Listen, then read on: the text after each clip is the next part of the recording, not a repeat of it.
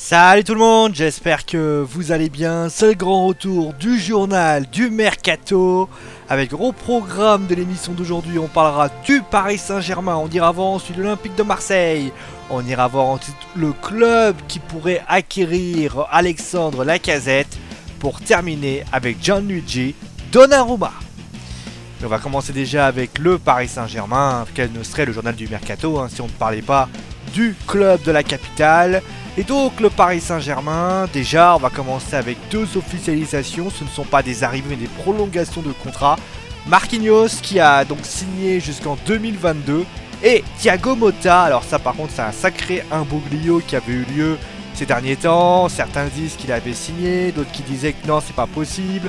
Et finalement oui, il a signé jusqu'en 2018, alors après il deviendra entraîneur des jeunes pour une nouvelle prolongation non mais en tout cas un nouveau poste au Paris Saint-Germain. D'ailleurs en parlant des arrivées possibles, au niveau des joueurs qui s'arriveront, le club d'ailleurs s'est entraîné, il n'y a pas de Marco Verratti pour le moment, c'est normal, l'Italien eh bien, donc il était en sélection et c'est pour cette raison qu'il n'est pas été dans le groupe aujourd'hui, il devrait revenir vendredi. Au niveau des arrivées possibles, on parle toujours bien sûr de Kylian Mbappé.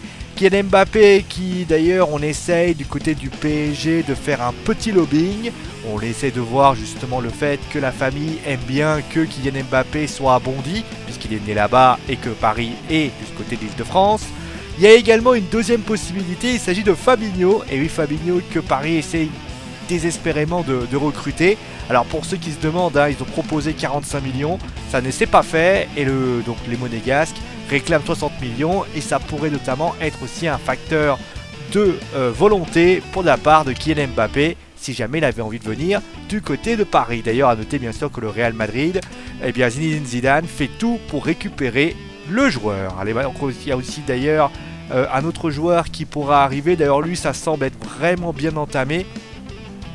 C'est Yuri Berčić, voilà, Yuri Berčić, le joueur de la Real Sociedad qui devrait donc signer avec le Paris Saint-Germain. On parle d'une offre de 10 à 15 millions d'euros pour faire venir le latéral gauche qui devrait être donc le successeur de Maxwell. Allez, maintenant on va continuer maintenant avec les départs.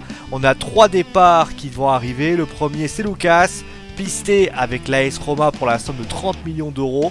Ensuite on a Hatem Ben Arfa, a priori sûr il va quitter le club. Et enfin Alphonse Areola qui lui est pisté du côté de Naples. Et maintenant on va continuer avec l'Olympique de Marseille. Les Marseillais qui d'ailleurs voilà ont récupéré Valère Germain qui commence un peu à faire le recrutement. Eh bien ils ont également recruté un très bon joueur. Il s'agit de Luis Gustavo que l'on connaît à Wolfsburg mais également au Bayern de Munich. Il a signé pour la modique somme de 10 millions d'euros. Et pour information, il aura le salaire le plus lourd du club puisque ça sera 750 000 euros par mois pour un contrat je crois de 4-5 ans.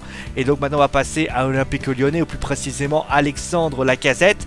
Alexandre Lacazette qui a été vu du côté de Londres, du côté d'Arsenal. Et oui, le centre d'entraînement d'Arsenal, c'est le Daily Mirror qui l'annonce, qui aurait vu bien un joueur d'Alexandre Lacazette se pointer là-bas pour faire sa visite médicale.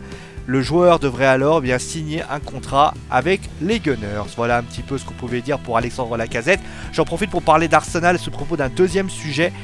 Giroud qui du côté d'Arsenal, du côté de l'Olympique de Marseille, c'est pas interdit, mais après le prix de transfert est assez élevé, donc on ne sait pas trop si Arsenal acceptera la montant de 20 millions d'euros. Sinon, bien Marseille irait du côté de Carlos Bacca.